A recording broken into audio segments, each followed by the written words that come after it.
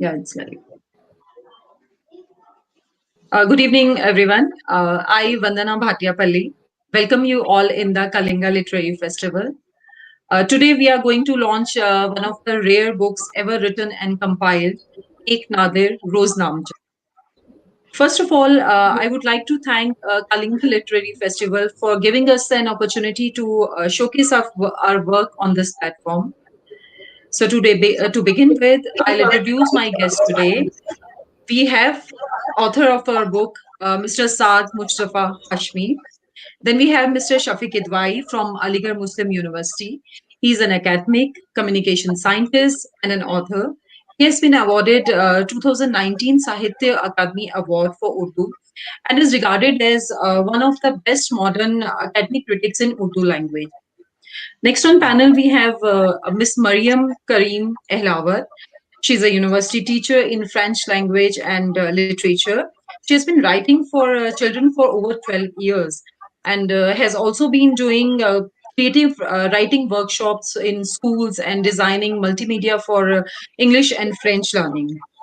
Now, to start with the today's program, may I ask Mr. Kidwai to kindly unveil the book to our viewers?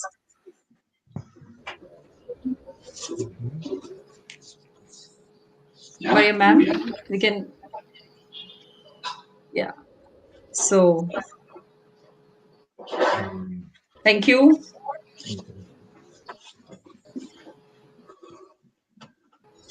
So,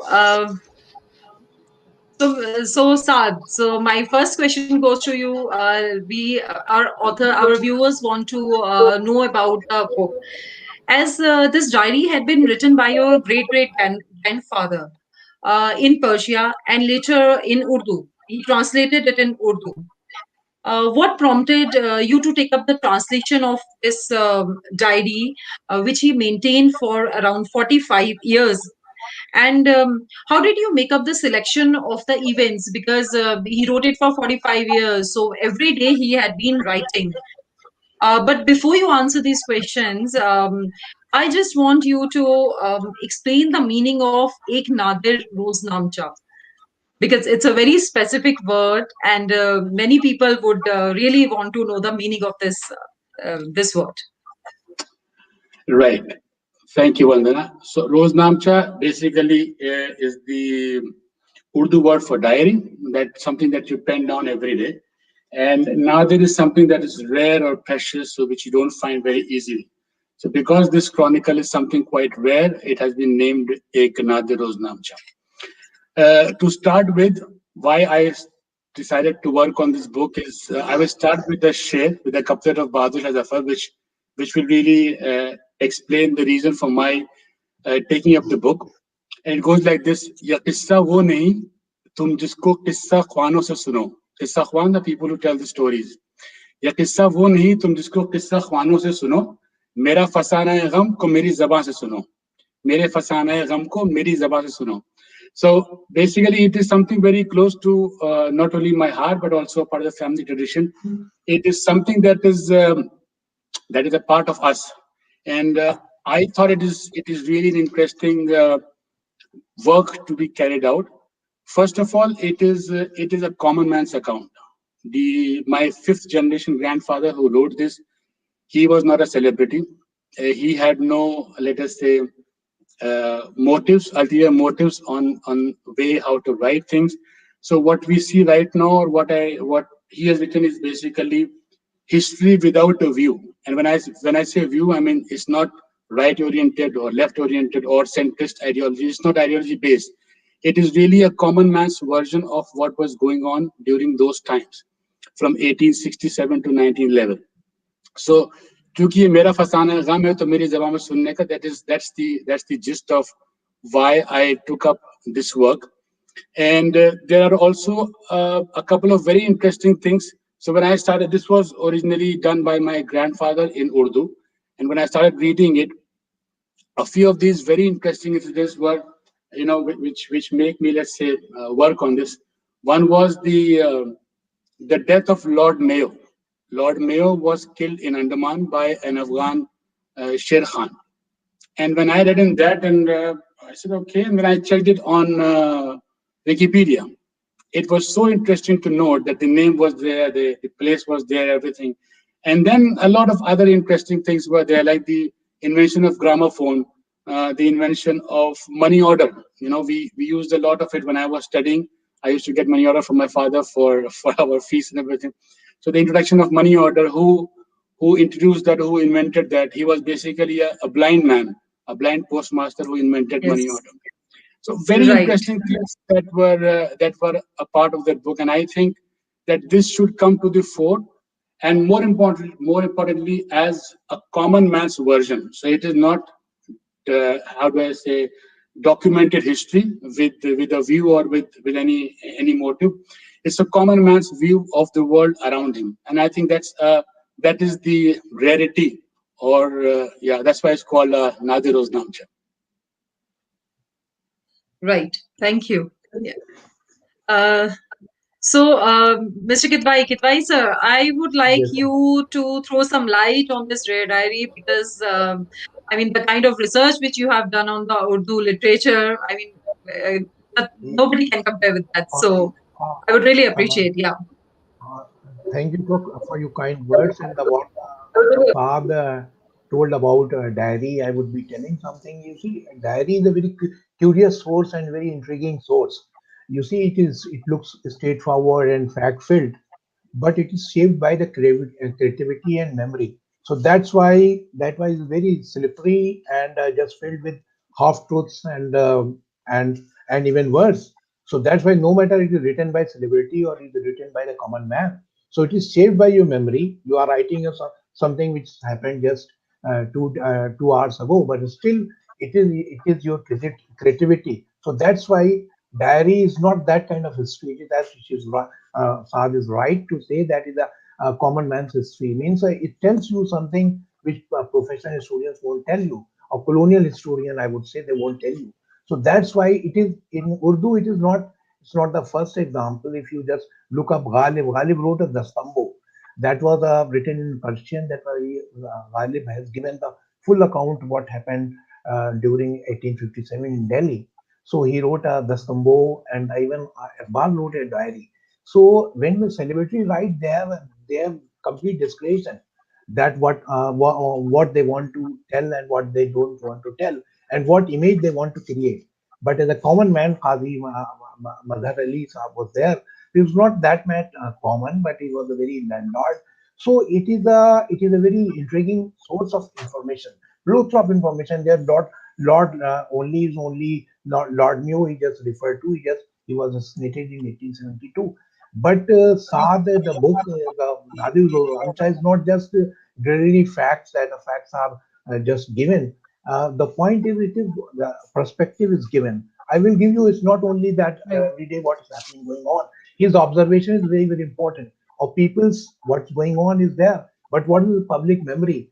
What the public believe and what the public memory is. So it is something very important. In 1877, he makes a very interesting entry. He says that at that time, you see, Lord Lytton joined as a viceroy, and Lord Cooper joined as a governor of Northwest Province. Then the popular perception was India was severely hit by the drought and famine. He said that was the evil intention that the people believed. So it is no historian would tell that was the public perception against. Then people say that there is no traces of, you see, the 1857.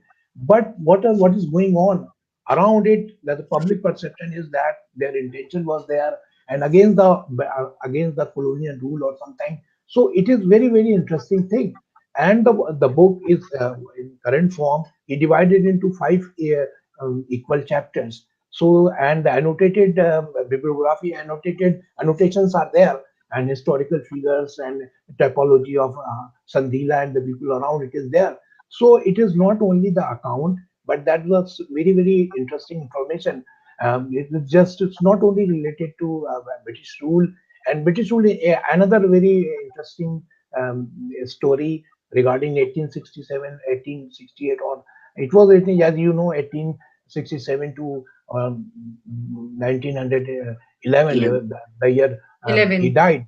So he just made a very interesting entry about Tahsildar of Sandila. Maulvi Abdul Qadir was the Sandila Tahsildar. Without making any difference, he seems to be a complete detached person. He says that he was there, and a battalion came and just a British battalion came and just went on rampage and ransacked the whole city, and even the Tahsildar did not side with them, isn't it? And he just went on hiding. So after 1 week, he came out, and commander made a complaint against him. So it was that even the judicial officers or the bureaucracy officers, they sided with the local people. So this kind of thing is very much there. So that's why it is something which no other book would give you. What is the political? I would be telling something more, but for me it is very well of information related to Urdu literature, isn't it? You see, Wajid Ali Shah died. We know many things about him, that how many wives he have. But it was written that he has 38 daughters and 19 sons.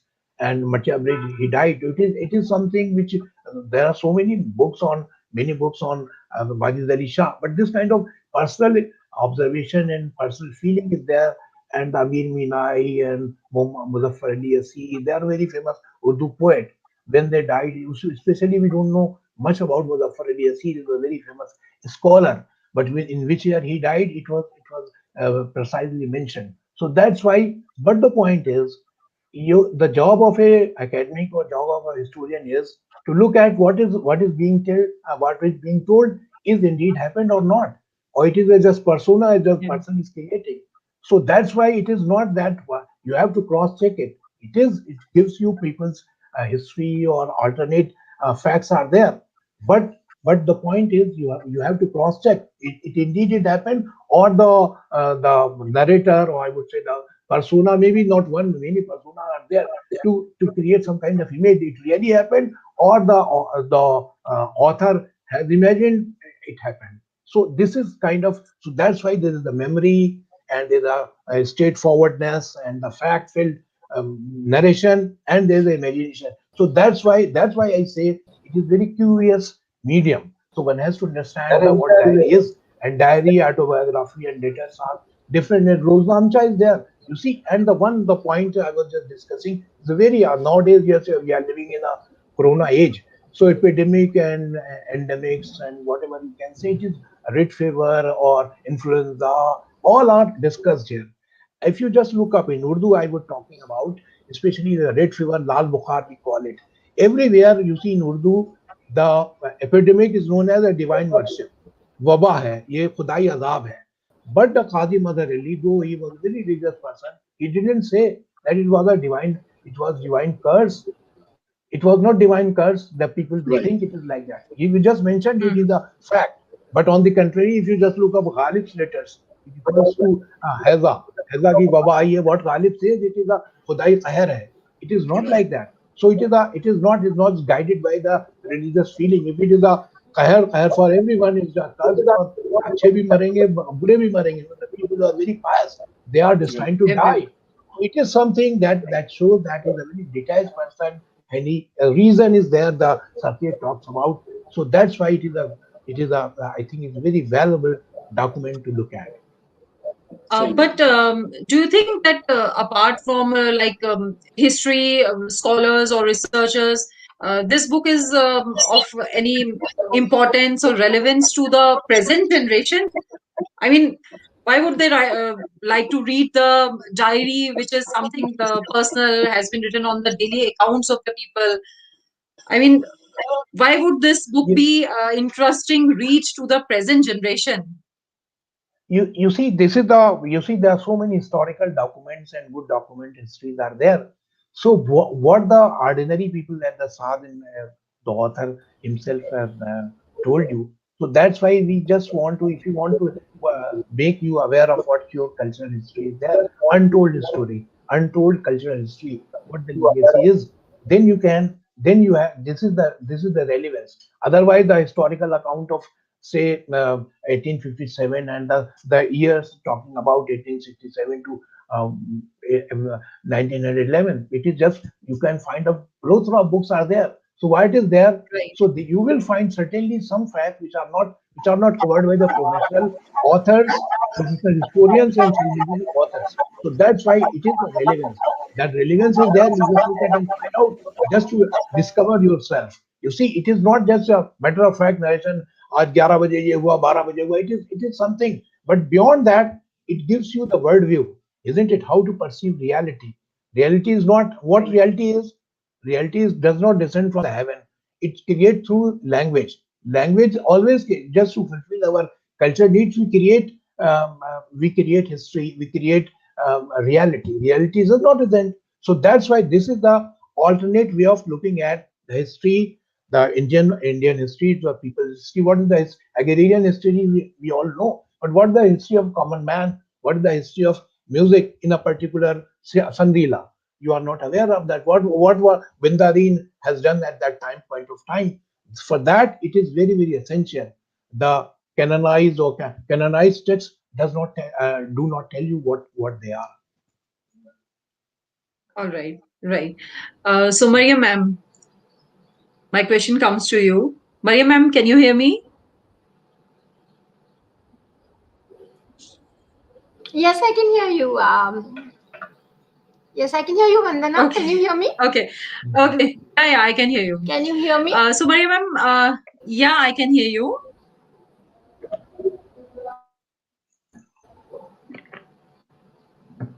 Go ahead, go ahead. There's a yeah. There's a question for you. So, as you have read this book, at many places in the book, you must have noticed there is a mention of prostitutes. The wives have been made in the book, in this diary, at many places.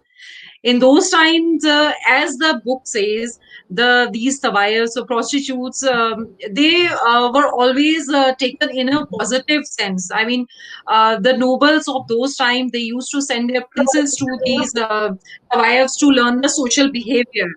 But as the time has passed, these prostitutes have become Yes, common. at home. They have been taken in the negative sense. So, what do you think that do you think that prostitutes can again gain a light in society if some reforms can be worked towards them?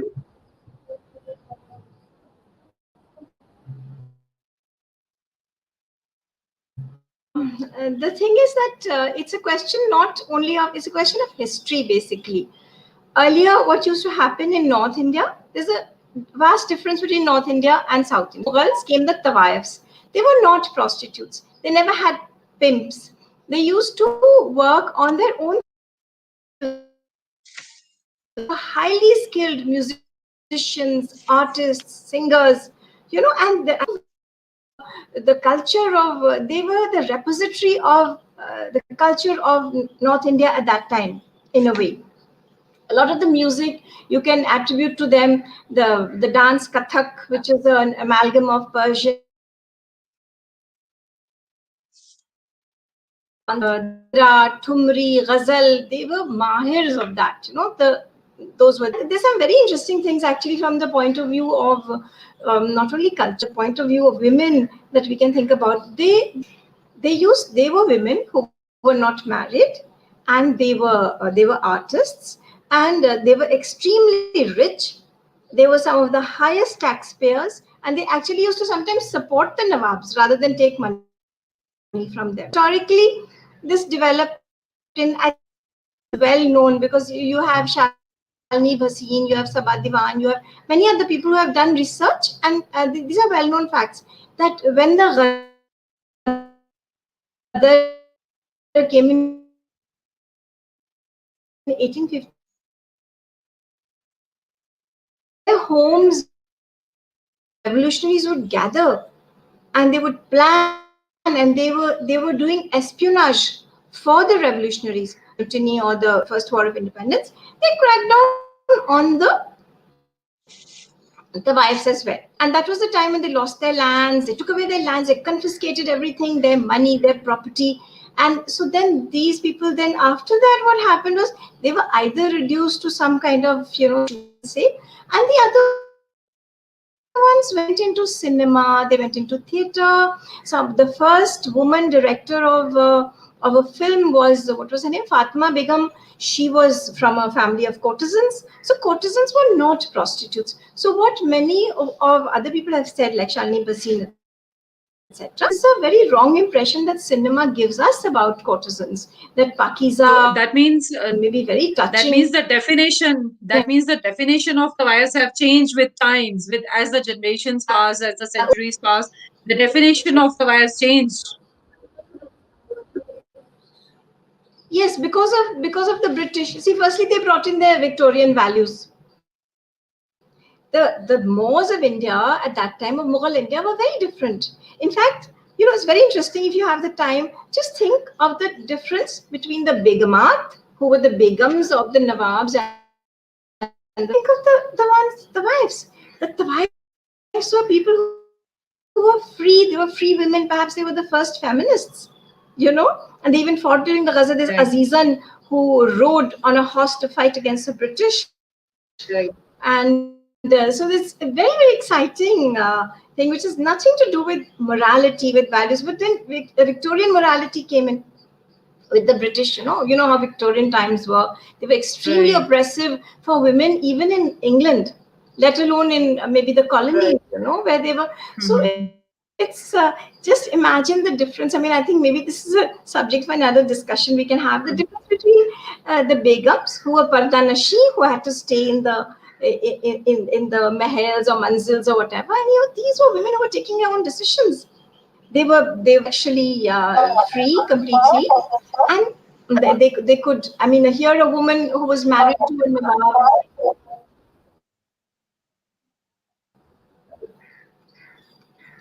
I don't know, there's some noise. There's a woman who cares to take a lover, she'll be thrown out of the house for adultery. But here's another woman who's free, so she's not. So this kind of, freedom was not acceptable to the British either. And then when they came, first they came without their wives. So they were okay. They were also frequenting the houses of the courtesans. Yeah. When their wives came, these were termed as homebreakers, these women. So again, they came into disrepute because of that. Because Ghadar came, and then they were, all that happened. And then they went into theatre and cinema and singing, Gauhar Jaan, even Nargis's grandmother, and then Nargis's mother, Jadda, actresses, and even Begum Akhtar's family was the daughter of a courtesan and singers. Necessary that they were sleeping with people, but they were of that fraternity, and they were very well respected. They were not disreputable. In fact, Begum Akhtar was married into father's family. The Dr. Basni was, and initially he did not allow her to sing for several years, and she went into depression, and then he said, "Okay, go ahead." So for a woman, we can maybe discuss it another time of how the difference in the wives. And tawaif, I'd like to just say, I'm sure people know it. There's a word in Arabic, tawf, which means to go around. From which comes the word also tawaf. When you go around the Kaaba 7 times, that's a tawaf. And also the word dances, who spins, is also the word. Tawaf comes from there. Prostitution at all. All right. So Sand, The temple dancers were the representative of classical music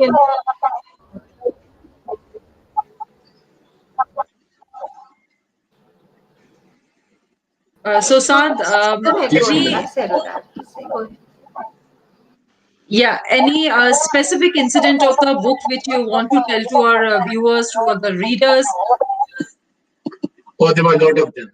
And I must say that these incidents were the one that basically generated so much interest in me also. So a couple of them I've told you that, the invention of gramophone, money order, Lord Mayor, etc. And I was really, again, fascinated by the feelings that the Indian nobles had towards the English royalty. When the Queen died, I mean, they had a proper mourning. When there was a new king, they used to celebrate the coronation in India. all the North Indian talukdars and zamindar, they used to gather and celebrate that. But apart from that, there is a couple of other things which I think, not because he was my fifth generation grandfather, but partly because of that also. I wanted to bring to notice is that, for example, in those times, the remarriage of a widow was almost blasphemy. You could never think of that. And this gentleman, he got his granddaughter remarried because she was a widow, I think, at a very early age. And he had to face a lot of contest from within the society that you can't do this. This is against, even people would say that this is against religion, which is not. But then he took this step and he got his granddaughter remarried, etc. So I think these are very interesting incidents socially, from a social perspective also. Then there was a couple of things which I would like to just note that, yeah, people say that in the current situation things are bad, but then riots, for example, used to happen at that time also. It is not something new to us as a society. Uh, Pandemics, which Dr. Kidwai also mentioned, we had plague, we had cholera, and TB was such a killer. Right now, for TB, you just take a 6 months course and you're fine. But TB was such a killer that if somebody had TB at that time, you are destined to die. You just can't get. Then there are a couple of other things. One thing which I would specifically like to mention here is that my maternal grandfather, my nana, whom I have, let us say, acknowledged in my book also, he told us about, he told us about a couplet of Akbar Allahabadi. It was so good for me to relate that because the Amir of Afghanistan had come in, I think it was in 1897 or somewhere. He had come into, or 1907. He had come in, and then he donated a lot of money to institutions, etc., etc. He even said that you should not slaughter cows because I have asked them not to do that in Afghanistan. It hurts people's sentiment, etc. But at that time, Lord Minto was at the helm of affairs in India, and the grandeur that he had, it was nothing compared to the welcome that was accorded to the Amir of Afghanistan. So Akbar Allahabadi had said that नहीं रुकने का मैं हरगिज परी रोके के जिन टोके अमीर आए तो क्या आए मजे हैं लॉर्ड मिंटो के, because he could compare that Minto being at the helm of affairs in India, he had a much larger persona or accordance of respect or whatever you call it, compared to a head of the state who had come from an outside country and working here, giving donations, etc. So it was very interesting for me to, because it resonated. When you are young, you have some things that keep on your mind, especially couplets like these, and then when you start relating it to actual facts, it really makes it very interesting. So, and then of course, when you go through the book, you find so many instances of small, how do I say, betrayals, uh, pettiness of nature, or how they used to work against each other, the petty politicking at various levels in the families, in the government sector, in the bureaucracy, and it is so identifiable. So what I was saying from the very beginning is that it is a common man's account, also extremely identifiable, because you see this. I mean, as we have grown up, we have seen this in our society also. So we as humans have not changed much, at least in this respect.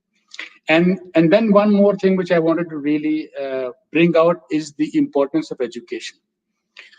My fifth generation grandfather, and including my grandfather, my paternal grandfather, Nurul Hasan Hashmi, whom also I have acknowledged in my book, is that they were really people who spearheaded education for everybody. And so my seventh generation grandfather was a teacher. His son was a teacher. Mother Ali was a teacher for some time, but then of course he went. My grandfather was a teacher. So I can see the importance of education in my lineage. So it might become a bit more personal here, but then I think that is something I wanted to bring out. And I really strongly believe that this is something which can make or bring a change in our society as a whole. So I think that's one aspect that somehow over a period of time has been neglected to a certain extent. It is more from Muslim perspective that this book is there. So it was, I can see the ill effects of the lack of education. And then one more thing which maybe Dr. Gilbay can put a bit more focus on is that at that time, it was.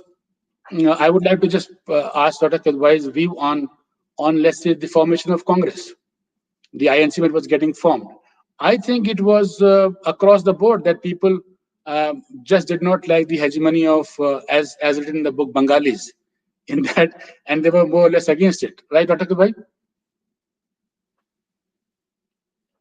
I think you need to Yeah. unmute yourself. Yeah, sorry. Yes, I'm audible. Yes, Yeah, you are. yeah.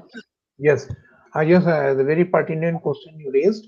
You see, there people think that Sarsiya opposed Congress because the Muslim that they urge Muslims to just do away with politics. It's not true. You see, there are so many. If you just look up the history, if you just see the historical account, they will find United Patriotic League was formed by the Raja Bhinga and the Munchinal Kishore was the secretary. So they were just at that time Congress has got some kind of sectarian approach that was dominated by the Bengalis. So all the people living in the North India, no matter they are Muslims or Hindus, they all just tried to oppose uh, Congress. So that's why the everywhere the Lucknow, Sandila, and some other places the book mentions all the places where the anti-Congress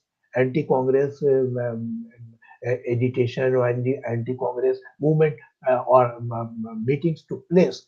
So in which Hindu Muslim they participated in equal number. So you can't say that the Sir Sayyid was the Muslim, so that's why the Muslim they were against the Congress. It was not. So it was the United Patriotic League. Munshi Naval Kishore was the secretary.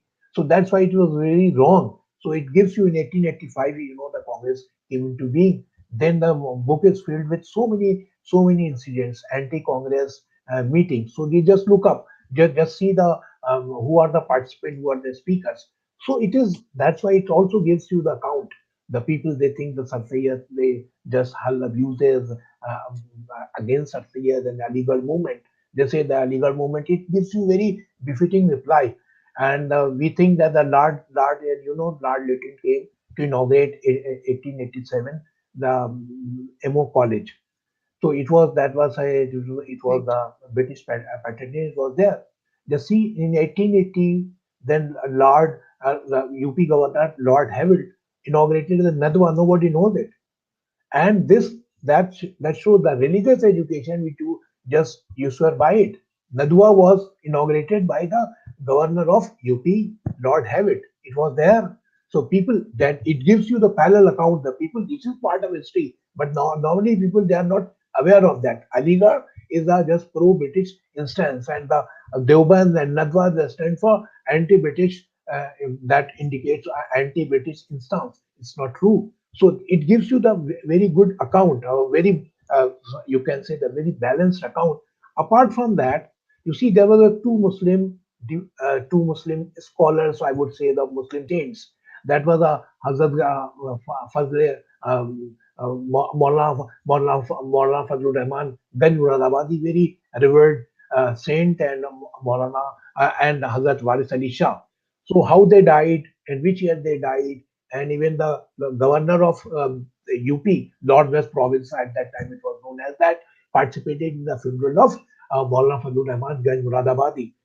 So it was like that. So it is not the today's phenomena that when a Muslim saint or Hindu saint that dies, the government nominee or the governor or the prime minister they participate. It was very age old tradition. So it gives you the very candid account of both. Not people they are not aware of the Maulana Fazlur Rahman's contribution to collective life of India.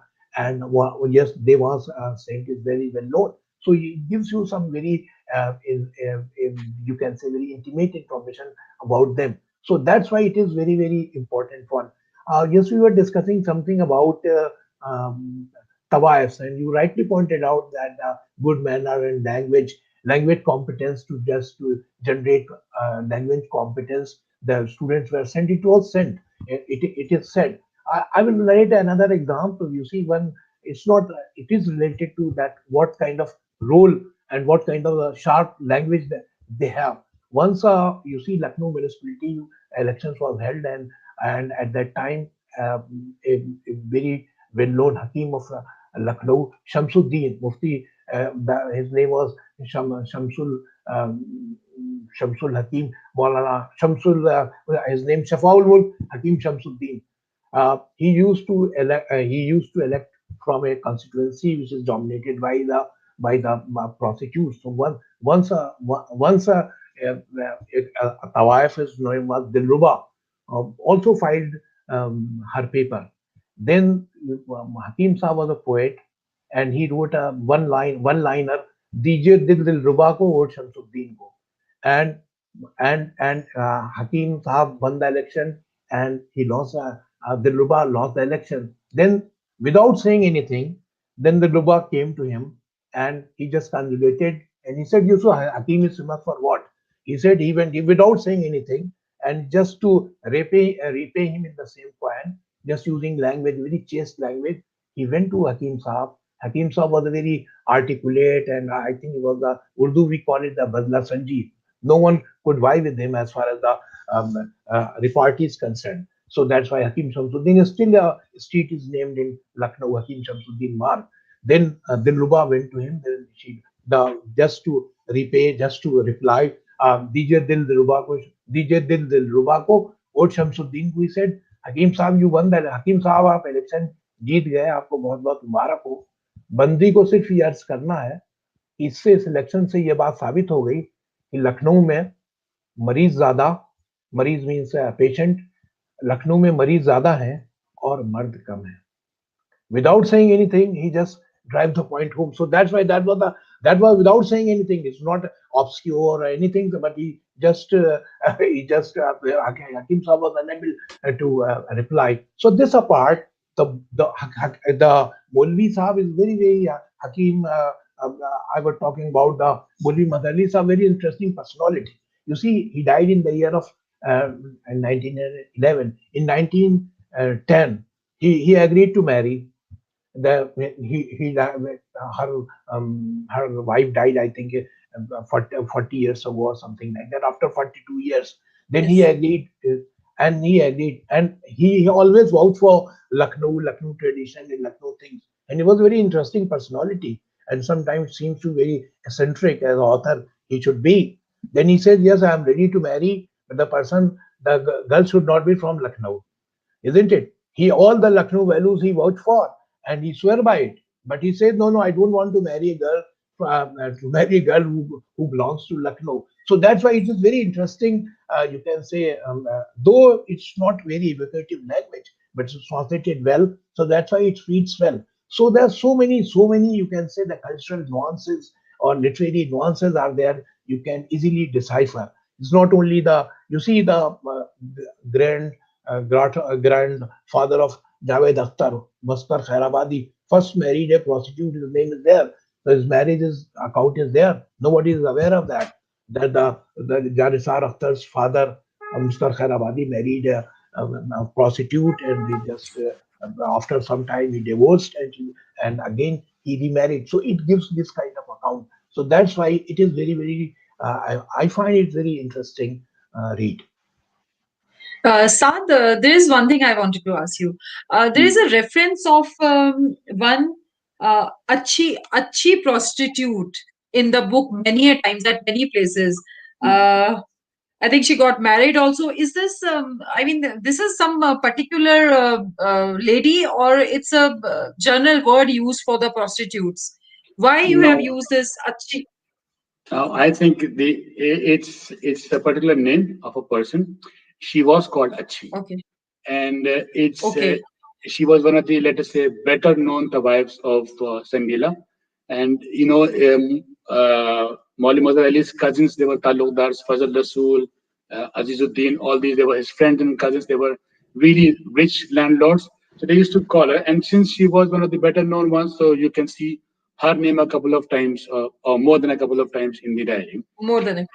There is one more Right. thing that I wanted to maybe involve Mariam here, because she's also, I think, from the same background. Let's say in terms of the family traditions or the roots. there is a lot of reference of talukdars, and people really want to say, they have this opinions that, you know, first of all, talukdars were always supporting the British, and they had, I mean, even if it was, if there's one Raja Birinder Kumar from, it was from Faizabad, I think, and he was sitting with him in the train with Maulana Mazhar Ali, and he said that yes, we did. So, Mariam, do you have a take on the talukdars and zamindars at that time, how they participated, and any other nuance that you would like to talk about?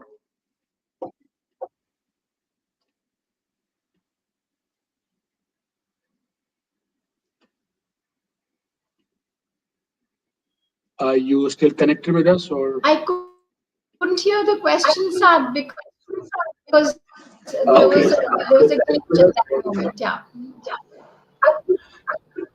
Sorry, I was talking more about the talukdars of North India. I wanted you to just, maybe throw some light on how they took how they took part, or how they did not take part in the mutiny, and why they were awarded, if they were rewarded, and what was, if you know, what could have been the reason for this.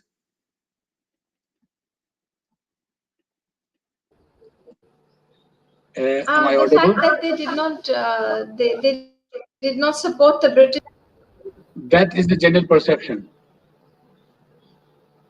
during the First War. No, they did. In fact, my family did, and their lands were confiscated. Right, My father's family. So right, and there were a lot of them. Okay. In fact, they're in this book also, which says that so and so and so and so, and it's a wrong impression, because the Talukdars of Awadh, and including the Nawabs of Awadh, because the Nawabs were normally known to be decadent and supporters of the British, etc. right, But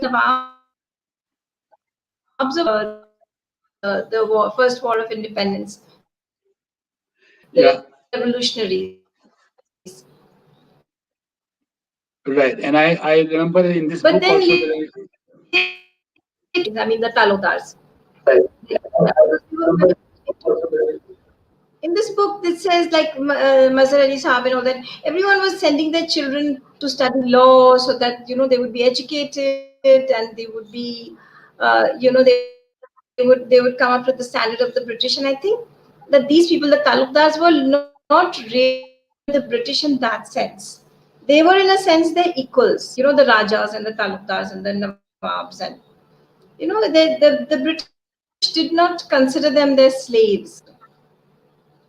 So they were, in a sense, in a way equal to the British. So their revolt was probably more damaging than that of the common people or of the city. I'm not a historian, but Do you, that's what I can see from no, no. whatever I've read. I think, but there may be one more question. Do you find? I mean, can you relate? Because I found a lot of them, and maybe you also did. But did you find something really interesting that brought a smile to your face in this book? Oh yes, I found very, very interesting things. One was that when the Nawab of Murshidabad went to meet Queen Victoria, and he shook her hand, and then he insulted her by washing his Murshidabad, hands. That, can you tell us about that a bit? yeah. Yes, it's so moving. Right. Let That me is one just of the find it, incidents that is because mentioned I in forget this. who it was. The name. Yeah, it was Nawab Murshidabad, and he went to see the Yes, Queen, it's there. and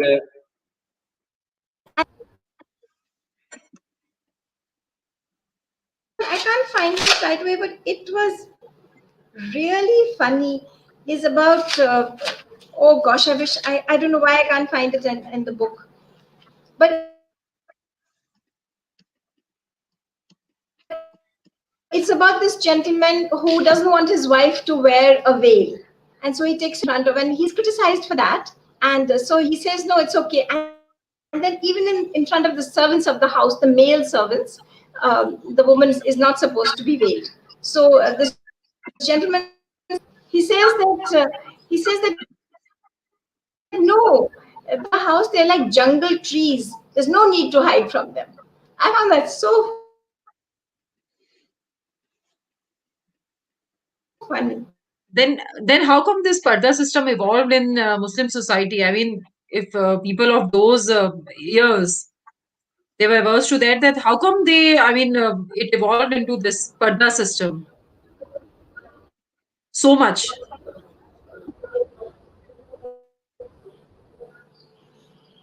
Dr. Kadai, would you like to take? Because I think There I'm was a not. I'm parda having some. system, but it was all dependent. Like for example, Sad, do you want? Am I speaking? There's some disturbance. It's we are not So, able for to hear example, you. my grandmother was veiled. I mean, even when they used to walk, there's some disturbance. Can you hear me? Yeah, Yes, we can. Can you hear me? yeah, yes. Okay, my grandmother was in Parda in the sense that when the women of the family they used to go from one city to another, then they used to walk in a kind of a tent so that nobody could see them like that. But my grandfather, he studied bar at law from Lincoln University. He was a lawyer.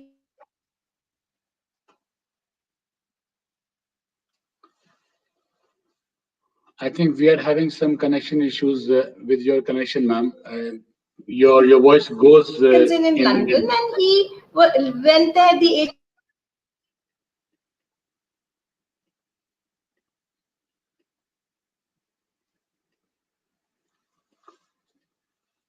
16. I'm So, sorry. Saad, would you like? Yeah, I don't know, Dr. Kadwai, would you like to take it up and maybe just very shortly talk on this? Regarding what? The introduction of Parda and how it came so how it became You so see, yes, Vandana was quite right. You see, even Sir Syed was got very radical views on several counts. But as far as the Parda is concerned, he was for it. It's not only even he appeared before the Education Commission. He and Bhartendu Harishchandra, very famous Hindi writer, both said what was the reason. Even in Sir Syed's book says what was the reason of British Indian revolt. He said the one of the reason is that the Britishers, what they did in Northwest Province, especially that of UP, they opened up co-education schools. So that's why they just okay. encourage girls to join. They said no, it is the first thing that the Hindu and Muslim they both oppose it. So that's why it's not. That was a very traditional society. In Muslim, just even Sir Sayyid, I'm just giving the example of Sir Sayyid. Sir Sayyid was like that.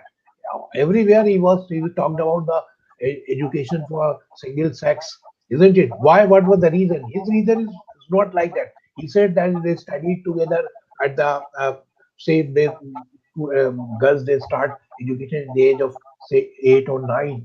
When this goes up to 10, 12, they see hormonal changes take place.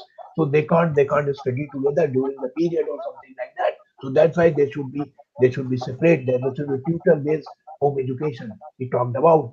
So that's why this is the tradition. Even the reformist, Satyajit was a reformist, but I think education concept is somewhat different. So that's why that was the traditional. Maybe some examples are there, history examples are there, but it was not allowed. So that's why the book also tells so many things about related to this kind of thing. And he also says that Mazhar Ali said that I want to send my students to study at Aligarh University. Why not madrasa? Because madrasa gives you very myopic view or very narrow-minded. Whatever you learn, you can learn for a say just for a book that you can put in one single almirah or something like that. He wrote. So it was very kind of thing. So that's why new kind of education and very famous. You see, Muslim leader Ghulam Ahmad Qadiani died. His description is there. So that's why what kind of a Qadiani movement is there and his death news is there. So that's why it gives you the as far as the composite culture is there. He talked about the Raja Durga Prasad, a very close ally of him, and he is ready to. He said he asked his son Irtada Ali to resign, and ultimately he resigned because if the differences cropped up between him and Durga Prasad. Then he was with Durga Prasad. That was the society that was, isn't it? That tells you no, no. Even a son is son, and but the friend who belongs to other community is equally important, and he's ready to sacrifice his son, and he did. So this kind of this needs to be. This is our tradition. It is not that the Diwali festival I went to Vandana's house and she came during Eid. It is a very artificial. It is something more than that. You are ready to give up Yes. your son's employment, that kind of thing. This book or this Roznamcha tells you. This is that's why that is the real relevance of this Roznamcha is that 200 years ago, or 150 years ago, what India was all about and where we are. So that's why now what we like the content the media just dished out. It is violence, hatred, and polarization. So just what is the alternate fact of the history? This sort of books are very essential to understand what Indian society is. India stands for certain values. It's not that just a physical entity or geographical entity. It is stood for certain values, and values were cultivated over the centuries. So this kind of books, which are little known, not many people knew about it. If they read it, especially the new generations, then they would benefit and they would understand what our rich legacy it was. Moreover, I find this book very interesting. Read as a general knowledge gainer. I mean, people who want to just know about what happened, how the like Saad said, telegram or money order started in early 19th century. So, and it was started by a blind man. I mean, it's really it's very hard to believe that a blind man can start the system of telegrams and money orders. So, I mean, very minute details of the journal knowledge are given in the book, which are very illuminating. Very illuminating. I mean, Right. I there is think one incident which I read and which I found very interesting. He has just given a one liner of it that he found a Bengali man who was very fat. I mean, this makes an account that Bengalis are not fat. So he has just given a line that I found a Bengali man who was very was fact. fat. So Right. yeah, it's a simple, straight line, but tells you a lot about the communities, the varied Right. people of about it.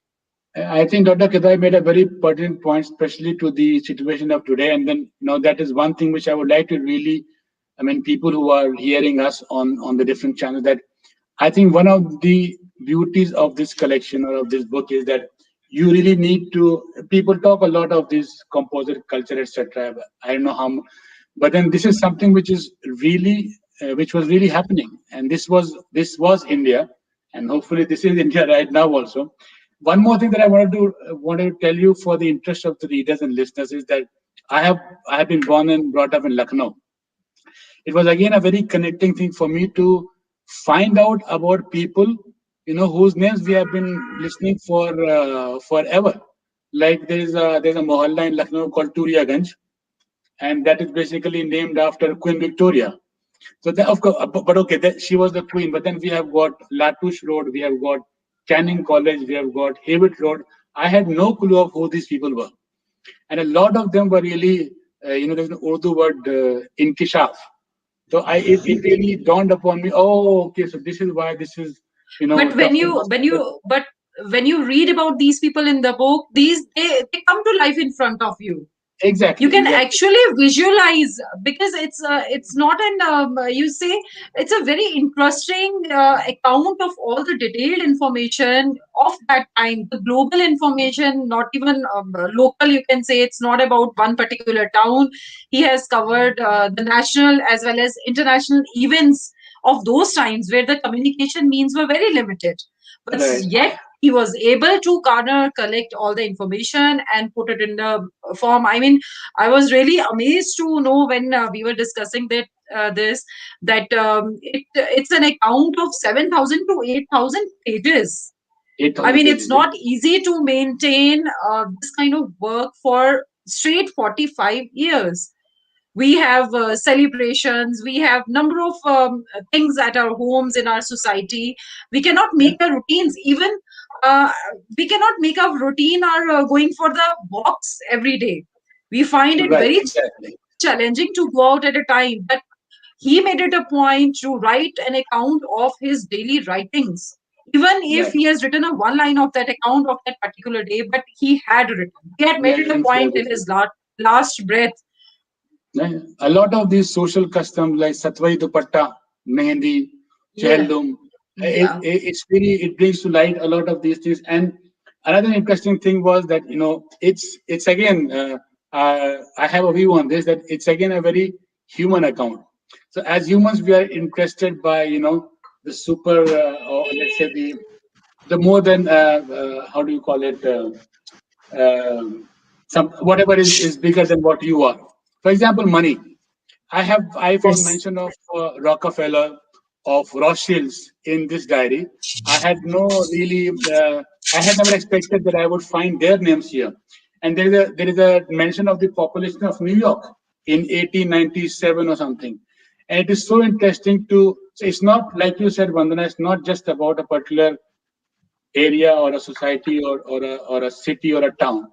He had covered everything. So it was so interesting for me to see. There were 24,000 newspapers in Europe that were getting Yes. published in the late 19th century. There I were mean, it's so really many. surprising to know that how he got the mediums to collect all the information from the across the globe.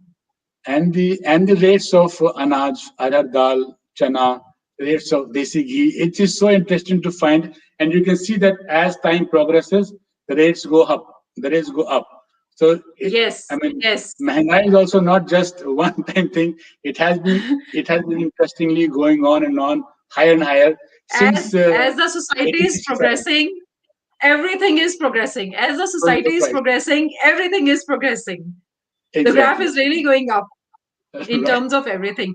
And one personal thing which I read in the book, and I was like, he learned English at a very later stage in life, Yes.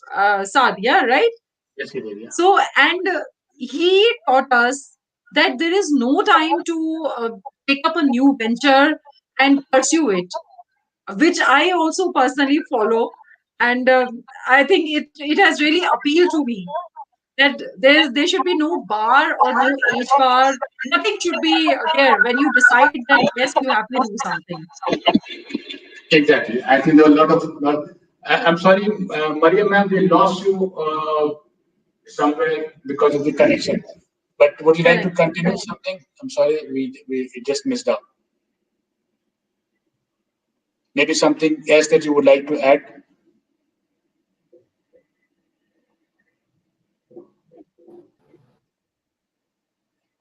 I think it is still not. No, I think her connection. Yeah, there is some. And one of them was that I wanted to ask you that if you notice the charts and their rates and everything, which is very interesting because in those days, dar dal and other things. Another I was that this diary he started writing it immediately after, like 10 years after the revolution. I mean the Ghadar. But there is very little mention of it. Now, can you tell me, why there is so little mention of the mutiny?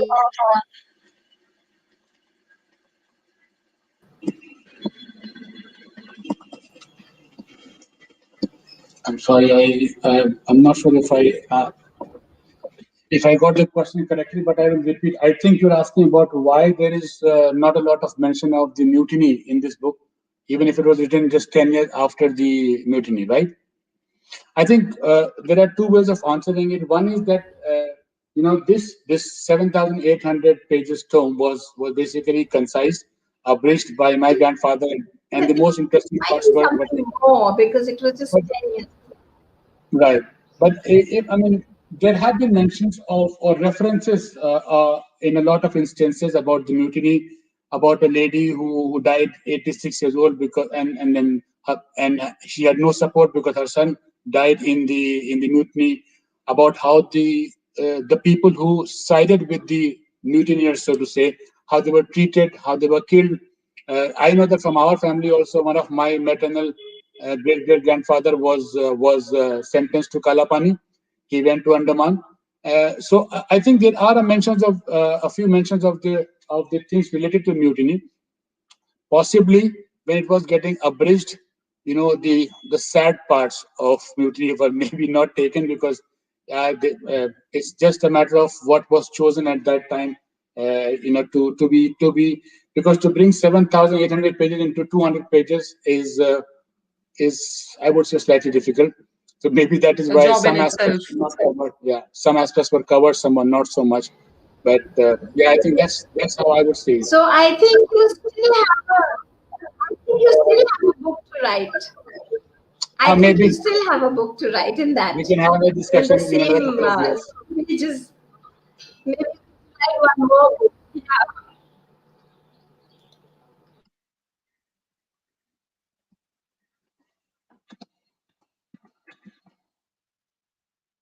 I'm sorry, I think we have again.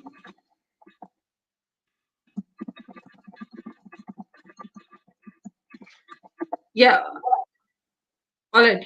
Uh, I think it's going towards a very heated discussion. It can continue for hours and hours to get had we time for it. So I really like to thank Mr. Kidwai, Miss Mariam, Saad, for your time and your in-depth knowledge which you gave us and enlightened us regarding many things. And I would like to thank our viewers also who spared the time and watched this. My heartiest thanks to Kalinga Literary Festival for their precious platform for us. Thank you so much. Thanks very much. Dr. Kabay, you were saying something, or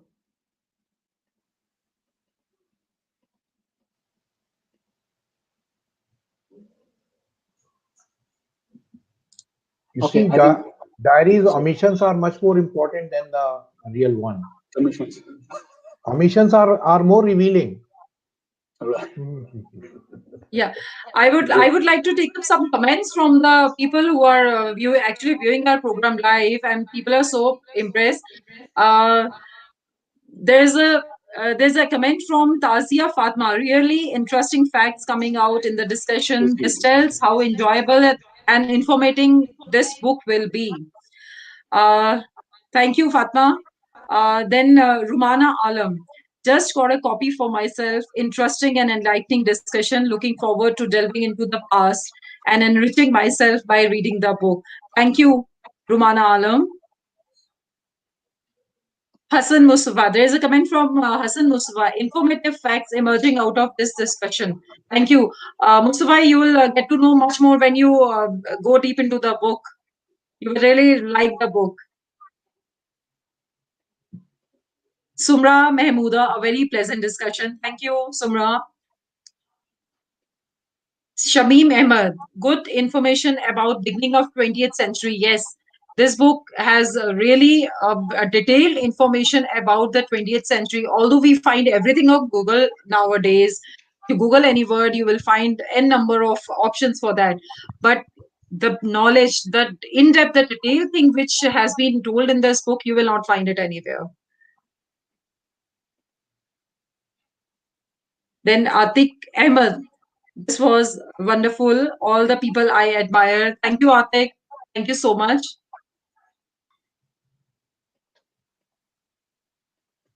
There's one comment from Lucknow, I think. This is Ashutosh Chandra. Interesting Yeah. journey into the past. Lived in Kesarbagh since childhood. Never imagined so much history of that place. Ashutosh, you read the book and you will really get to know more I interesting think he facts has read the about book. it. That is why he says so. Yeah, that's why he says so. A very Sumra Mahmooda, very nice and interesting facts about that period mentioned in a very simple manner. Yes, it is. It is there. Ghazia Jalali. She says, very interesting to hear about history of courtesans, our first feminists. Yes, she is That's right. interesting. Yeah, yeah. This community has been overtook by the other people, but yes, this was a community.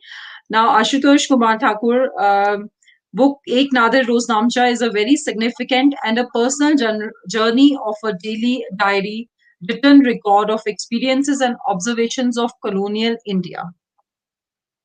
Thank you, Ashutosh.